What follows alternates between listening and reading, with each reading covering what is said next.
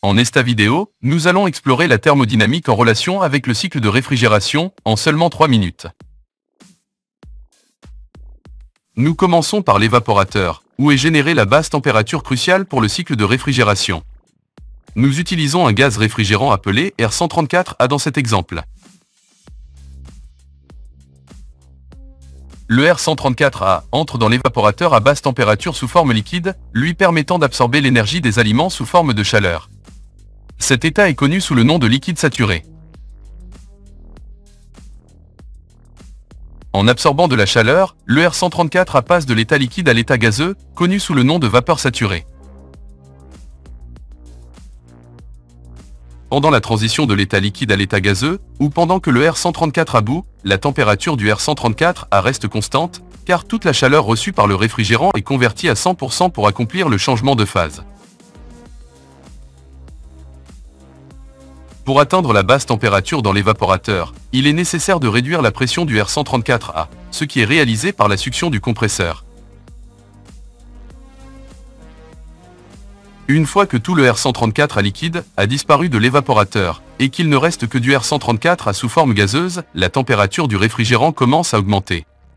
Cet état est appelé surchauffe de vapeur. La succion du compresseur diminue la pression du R134A, ce qui entraîne une baisse de température.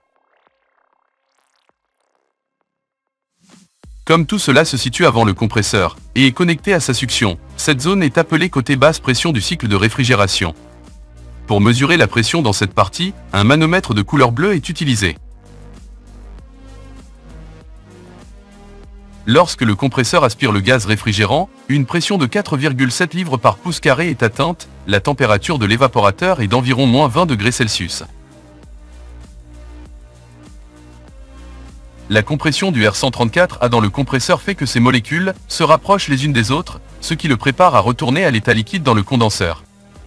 Il ne reste plus qu'à dissiper la chaleur acquise dans l'évaporateur, c'est pourquoi le condenseur est situé à l'extérieur de l'équipement. Ainsi, après un léger refroidissement supplémentaire, le R134A redevient liquide. Cette partie du système, après le compresseur, est connue sous le nom de côté haute pression. Dans ce cas pour le R134A, la pression peut être d'environ 180 livres par pouce carré. Pour mesurer la pression dans cette zone, un manomètre rouge est utilisé.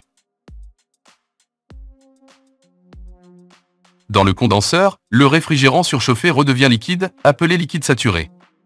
Bien qu'il soit sous forme liquide, il a toujours une haute pression, il est donc nécessaire de réduire la pression pour abaisser la température, ce qui est réalisé en faisant passer le réfrigérant à travers le tube capillaire.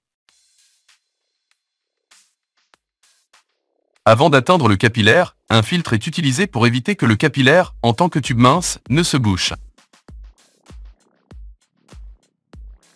Une fois sorti du capillaire, le R134A est prêt à retourner à l'évaporateur avec une pression de 4,7 livres par pouce carré et une température de -20 degrés Celsius, renouvelant ainsi le cycle de réfrigération.